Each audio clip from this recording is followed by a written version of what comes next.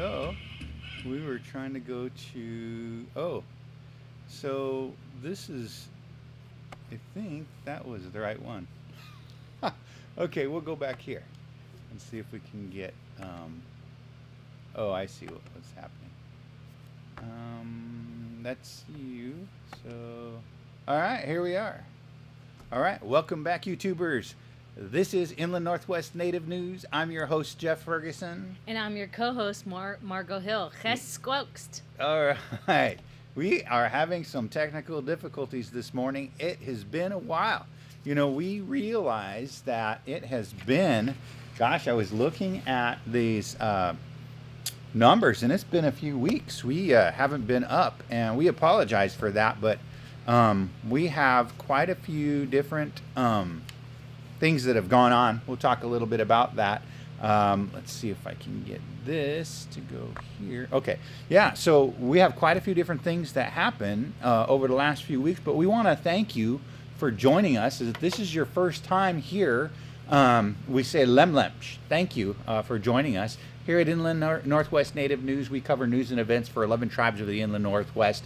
As far east as the Blackfeet in Montana, as far south as Umatilla and Warm Springs down in Oregon, as far west as the Colvilles and Yakamas, then up north to the Kalispels and Kootenays with the Coeur d'Alenes, the Spokanes, and the Nez Perce. So 11 tribes. I hope I didn't forget anybody in there. But that's what we've been doing here for a little while now, and we are just happy to be back. We cover issues important to you. We're looking at culture issues, our tribal leadership. They're often across the state advocating, across the region advocating for your rights, all of our states. We look at the science that our tribes are doing. We look at language issues, just everything that our tribes are doing, including sports. So we try to keep you informed of what's happening in Indian country here in the Inland Northwest. And really, it's such an exciting time to be Indigenous. We have so many great things that have been happening, and we're watching the progression of what our ancestors started, these movements that have just snowballed and been snowballing and snowballing and snowballing. And finally, we get a president that wants to put Deb Haaland, a Native woman, into amazing position of power, the Department of Interior. First time ever. We have so many people of color in Congress and representing us now. It's really exciting time to see. And just, you know, we today, just so you know, we got the red memo. It came out. We got the shirts. We got the cups. We actually didn't really coordinate, but that's what happened. So to give you a little bit of explanation of what's been happening, we both ended up getting sick. We both got COVID, and it is not a fun experience. It's one of those things where you don't want to give it to anybody. It hit me really hard. I was down for about 2 weeks, but I was down hard for like 10 days straight with fevers in the morning, fevers in the night, body aches, headaches every day. The shortness of breath, the fatigue was just killer. It was I couldn't even predicted anything. Margo here, the rock star, never really went down as hard as I did. I was just cursing her every day because congestion, coughing, lots of symptoms, and we have been being careful. You know, for 10 months we've been wearing our mask, washing our hands, doing everything we can. But it's a sneaky little virus, so we need to be careful out there. You know, watch out for our elders. Do everything you can to stay safe.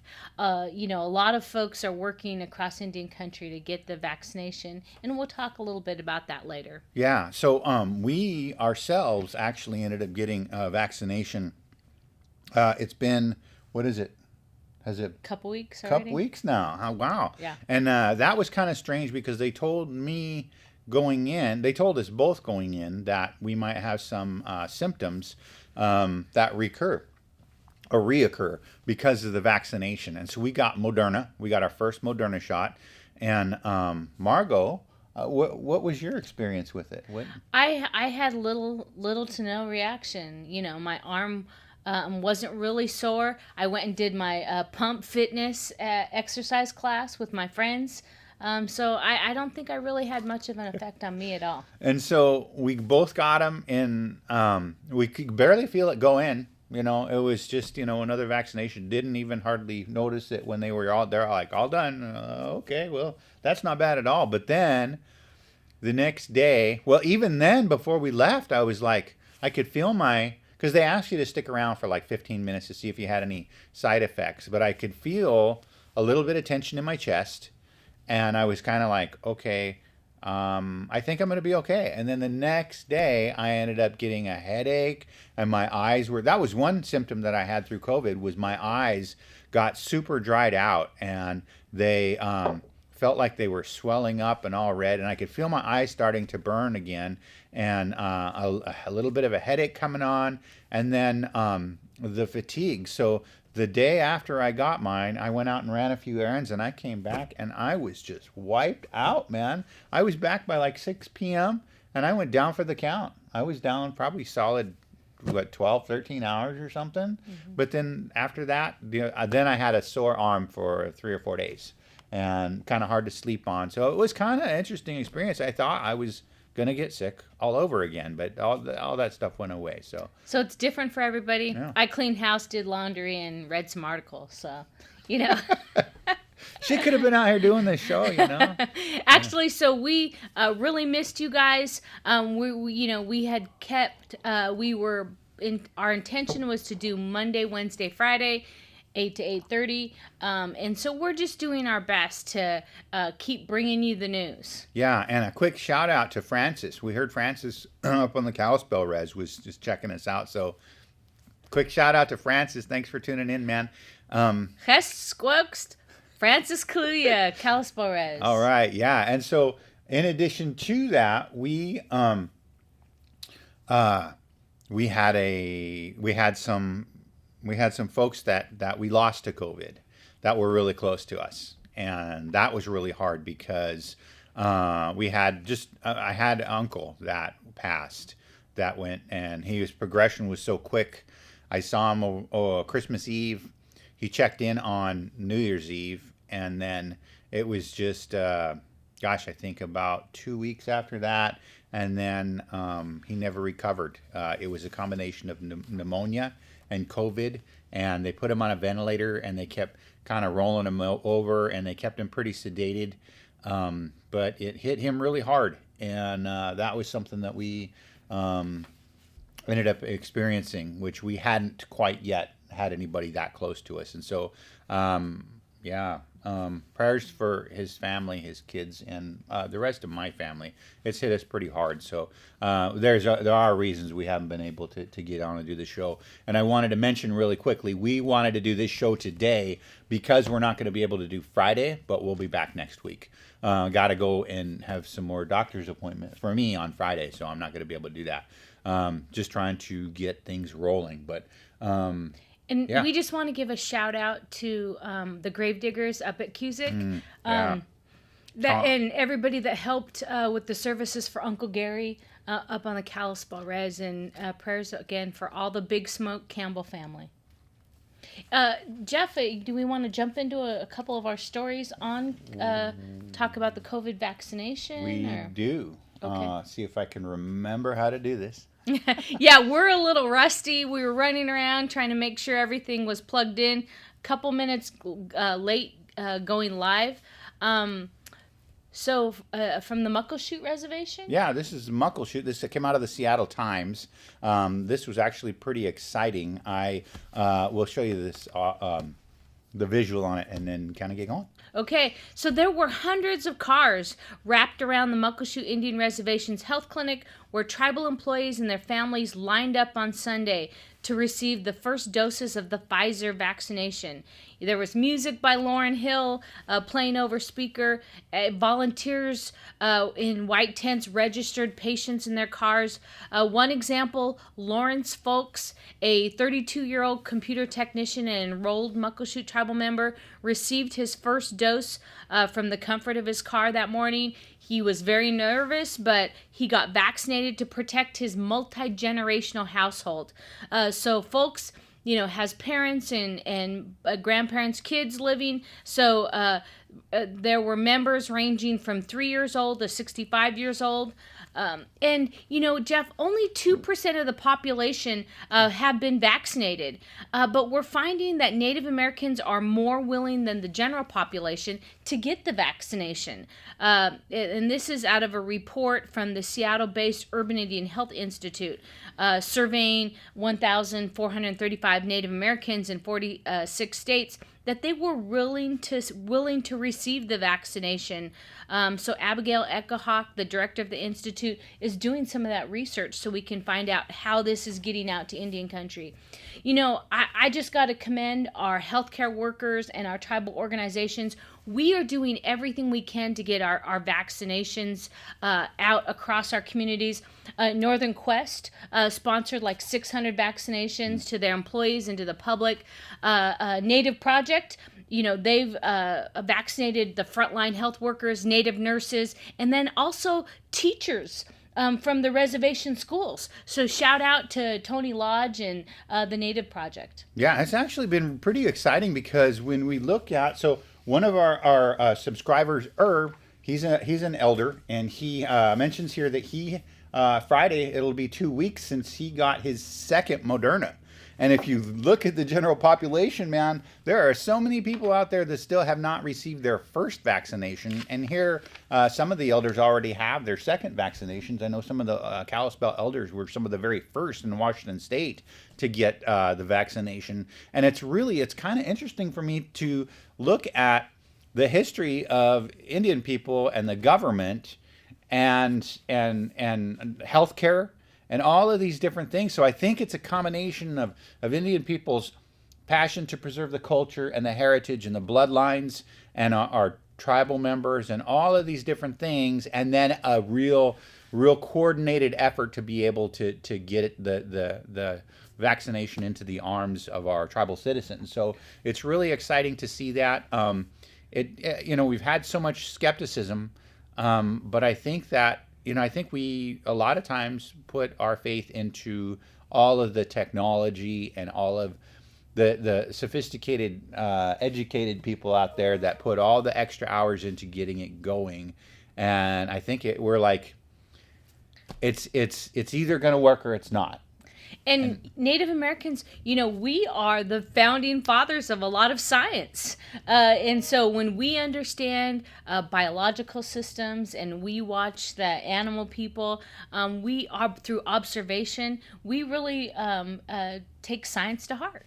Yeah, so Irv's saying here also no side effects other than mild soreness at the injection site, and that's through Moderna. So he had good luck with it too. So that's really, it's pretty cool. I'm pretty happy to be reporting on this because, in the beginning, when we first heard about the vaccinations, it wasn't even 5 days. I was like, we're going to count down and we're going to see how long it takes to get this stuff into Indian country. And it wasn't even 5 days. And we're like, bam, bam, bam, bam. And now we've got them lined up. Some of the stories that I was reading, I was trying to keep up with all of this. There's a lot that's happened since we did our last morning show. And one of the things that I saw was that there was a group of healthcare workers that got stuck on a highway. And they knew they weren't going to be able to preserve this vaccination, so they pulled people out of the cars, started vaccinating them right on the highway.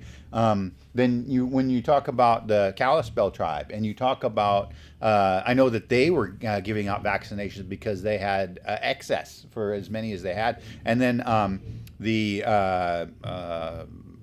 Native Project, Native Health, they were down there, and I know that they were pulling in people at the end of the day when they still had vaccinations that they knew that they weren't going to be able to preserve. We're putting them into people. So it's kind of been really, it's exciting in a lot of ways because Indian people, again, we're such a small minority in the population, but we've come together in a lot of different ways with tribal governments and our healthcare medical workers, even the testing. A lot of the testing sites where people were waiting to get appointments to get tested in town couldn't get in to get it, and then we could go out to the res and bam, we had our results by the time we get back home. Well, it just goes to show you that our tribal leaders and our tribal healthcare leaders are hustling across the state and across the country to get those vaccinations for our people.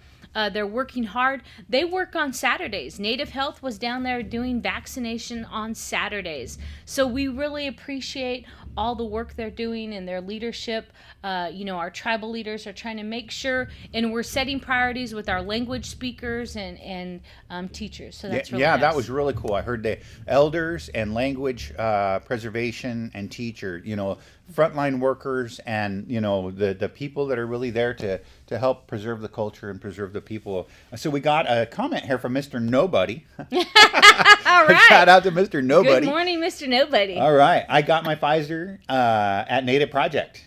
Second dose last week. Only some pain from the injection site. So that's really good to hear. Exciting. I haven't heard a whole lot about the Pfizer. So thanks for chiming in. We appreciate that, Mr. Nobody. And we'll keep an eye out for more comments. So moving right along, we are going to move into something that's happened. I talked a little bit earlier about Deb Haaland, and this came up.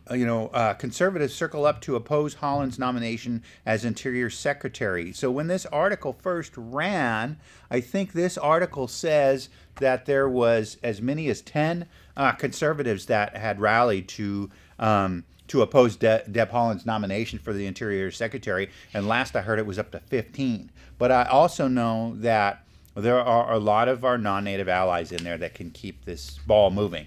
And I think it's headed in a positive direction. So it'll be exciting to watch Deb Haaland. I'm sure she's going to fight to keep that position. I'm sure Biden's going to try to do everything he can to keep her in that position. But all of this, again, goes back to when we look back at this last election, the native vote. The native vote had so much to do with what happened and will continue to do so. And we're going to watch it every election. It's going to be really exciting. So Deb Haaland, yeah. So I also want to mention, when you're talking about the Department of Interior, just hours after Joe Biden getting sworn in, the U.S. Interior Department of Interior, announced a couple of key officials. We're really pleased here on our show to announce that 2 of those announcements are Native people who will be working in the office of the solicitor. Bob Anderson, he's a Boyce Fort Band of Minnesota Chippewa tribe. He's been named the principal deputy secretary. And also my dear friend Anne Marie Bledsoe Downs, she's Winnebago tribe out of Nebraska. She has been named the deputy solicitor for Indian Affairs. So there's a lot of attorneys in the solicitor's office, but 2 of the top attorneys are going to be Native attorneys. So Bob Anderson, Jeff, he was a law professor right here in Washington at UW Law School. He's amazing. He writes in-depth law journal articles on water rights, on PL 280 retrocession, and then also Anne Marie. Anne Marie is a law professor at Arizona State University in the Native American program. She's been a tribal college president at Winnebago. So I'm so excited that our own people are going to be back there at the Interior, at the solicitor's office. Yeah. Do you think our ancestors could ever imagine Native people representing Native people in positions of power at the big table? Literally at the big table. That's really, really cool. So exciting. We're going to have to keep up with that. Yeah. Shout out to Anne Marie from the Ho-Chunks and Ho-Chunk Inc. and then Bob Anderson right here from Washington State. All right. Yeah. So we'll keep an eye on that. So moving right along, we have, this is something that is just crazy when we start looking. And this article came out in, I think this was the Seattle Times on this one. But it's a really exciting article about the, let's see if I can pull it up here. Nearly 2 centuries later, Chinook might be compensated for their land. And that is just a really exciting news. It goes on to say, let's see if I can find the whole thing. They had Chinook leaders come out with their chairman, Tony Johnson, and they are trying to get compensated for this settlement that they were awarded a while back. And so it was on their land. This is out of Tacoma, Washington. So here in Washington State, we have 29 federally recognized tribes, and the Chinook tribe has been fighting for for a long time to try to get their federal recognition. But this is about something that happened 50 years ago. Tacoma, Washington, the Department of Interior will have to reassess its decisions to deny the Chinook Indian Nation the small sum it awarded 50 years ago for the vast territory surrounding the lower Columbia River, where their oral history says they have always lived. In 1970, so literally 50 years ago, the Indian Claims Commission was awarded $48,000 to the lower band of Chinook and Clatsop Indians, 2 of the 5 tribes that make up the Chinook Indian Nation today. The government put the money into a trust account where it has stayed growing interest to the tune of over $500,000. So from $48,000 to $500,000, the Chinook people have never seen a dime of that money in 50 years. But Chinook Chairman Tony Johnson says the money itself is not the point. Our interest in these dollars is not in using them, Johnson said. Our interest is in the justice of not having another part of our history erased.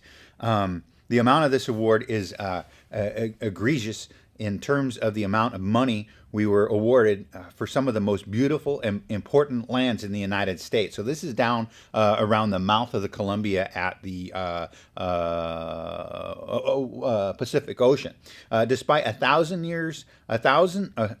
thousand's year history that includes receiving Lewis and Clark when they arrived at the Pacific and many convoluted legal entanglements with the United States, the government has never formally recognized the Chinook Indian Nation. That means they don't have a reservation or access to health care under IHS, the Indian Health Services. The tribe negotiated treaties with the United States that were never ratified by Congress. They first sued the U.S. government in 1899, obtaining a $20,000 judgment on their claim for land rights that was never fully paid. In 1958, they went to the Indian Claims Commission, eventually obtaining the $48,000 award. So $48,000 has been in a trust account. It's up to $500,000 now, and they still have not received the money, but they also have not received federal recognition.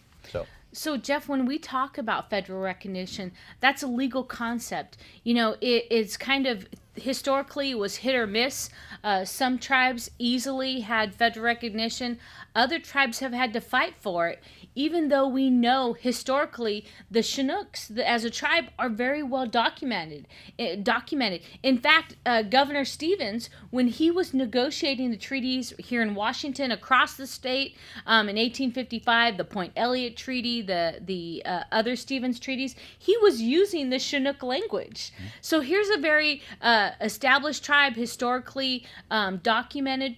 When you go for federal recognition, you just have to show a number of things: that you're a distinct political unit, that you have a history, a culture, a language that's distinctive to your people. And clearly the Chinook can demonstrate that. But it depends upon the local power who you've been coming up against. And prayers with the Chinook that they can continue their battles and finally get federal recognition. You know, some tribes have state recognition, but that does not carry with it the other benefits, as Jeff mentioned.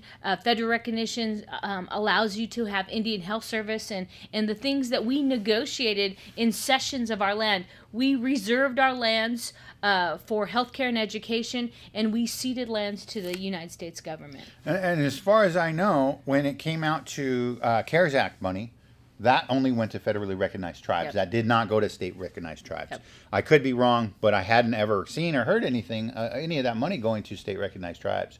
So we'll have to keep an eye on that. That's an exciting journey for the Chinook people, and hopefully they'll be making some progress because it's been a while. But you know, we look at 50 years, and when it comes to today, you know, I'm 50. So we look at 50 years. Yeah, that's a significant amount of time. But if you look in the bigger picture, how long the Chinook tribe has had that land, and they've been, you know, there. It's much longer than that. So 50 years is just a pittance compared to how long they've inhabited that land. So pretty exciting. We'll have to keep an eye on that. So that leads us to our next story. Speaking of Chinook, this is really exciting. This is we've talked about this before, and I admit some of the stories that we're running aren't quite as new, but we kind of had to select some to try to keep it down from the last episode we went. But this is significant, and we've been keeping an eye on this. And this one comes out of Good News Network. Now, this is really exciting. This is the salmon spawning for the first time in 80 years in the Upper Columbia. Now, this is super exciting because it has been 80 years, and we don't have, we haven't had salmon. And this one in particular here talks about, well, I'll go ahead and read it, and we'll talk a little bit about it. Tribal biologists have confirmed that Chinook salmon are spawning in the Upper Columbia River system in Washington State for the first time in 80 years. The discovery of 36 redds, where a female salmon deposits her eggs along a prime 8-mile spawning stretch of a tributary of the Columbia called the Sanpoel River, confirmed the Colville tribe's suspicions. So it goes on to state it's the culmination of decades of dreaming and years of work, which one can hear in the words of Crystal Conant, and I think I say that right. Crystal Conant, yeah. Conant. Yeah. Crystal Conant, a Colville tribal member of the Arrow Lakes and Sanpoel bands, when she spoke to Eli Frankovich at the Spokesman Review. She says, I was shocked at first, then I was just overcome with complete joy. I don't know that I have the right words to even explain the happiness and healing, she said. The Confederated Tribes of the Colville system have been planning and researching how it would be possible to restore salmon populations to the river systems above 2 dams built in the 1930s and 50s, which prevent the fish from reaching the higher levels of the river system to spawn, as they have done for generations. It's been a long time coming. In the blocking of the salmon from returning to the upper reaches of the Sanpoel, many of the tribes there were prevented from carrying out fundamental practices of their culture, including the salmon songs, which called the fish back from the ocean, and spearfishing around Kettle Falls over the river, which tumbled and rolled as it contested against quartz boulders. So the Grand Coulee and Chief dams don't include fish ladders. It's what's made them so difficult. Yeah. In August, the Colville tribe released 100 salmon 35 miles upstream of the dams in an attempt to see if they would survive and spawn. They outfitted electronic trackers to the fish so they would be able to observe their movements over the summer and fall. Contrary to some predictions that the fish would just up and leave, the hatchery-born salmon spread out and began to spawn. But of course, the major challenge to an otherwise superbly plausible restoration effort is whether small salmon can cross the Columbia River reservoir created by the dam, pass through the hydropower infrastructure, move out to the sea, eat, grow, and return again. As one of the most arduous and impressive migration patterns in nature, it's difficult to survive in the best of times, but whether the human-constructed obstacles make it impossible is unknown. Their survival also depends on how many aggressive and invasive northern pikes and invasive species can be removed from the river and reservoir, as they would prey on salmon species. Only these survival concerns are alleviated when, or will the tribes begin investigating potential costs of passageways through the dam. So it's been a long time. It's very expensive. We've been following this story. They're making progress. 35 redds came back. That is super exciting. A shout out to tribal biologists. You know, we have biologists working across our tribes. They work together at UCUT, Upper Columbia United Tribes, and CRIPFIC, the other portions of the Columbia. One example, Jeanette Finley, a female tribal biologist, one of our own. So we're shout out to Jeanette, but really all of our tribal biologists and hydrologists that are working for clean waters and fish. Yeah, shout out to Brian Crosley of the Spokane tribe.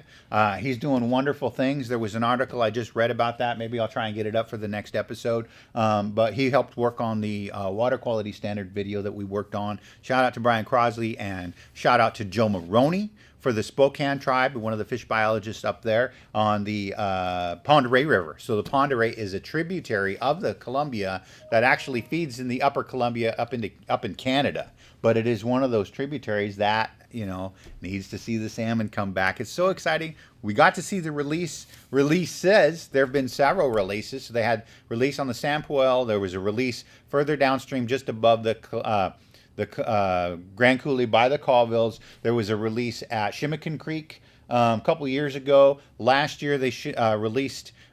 We went out just below the Long Lake Dam on the Spokane River, and now we're seeing some of the fruits of these labors coming back, and it's exciting. No fish ladders, and they have the whoosh technology that I know is going to be helping the fish to get up over Grand Coulee, and it is just an exciting time to be Indigenous.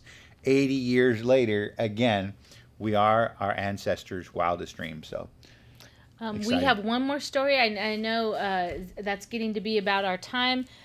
We always try to cover a few sports events, and if you have stories for us, please send them in. But we want to just give a shout out to Day Higgins of Worley, Idaho. He plays for Lakeside. He hit his 1,000 points February 1st, so we just wanted to give a shout out to Day Higgins. Pretty proud of that guy. Love to see sports in Indian country. You know, Jeff, it's tough for our young people. You know, across Idaho, they're still allowed to play sports. Big controversy here in Washington. You know, our students are locked down, and because of COVID, they can't play their sports. Sometimes that's really tough for seniors. Some of it's getting open on the west side, which again is real controversial, but they're measuring numbers and who's contaminated.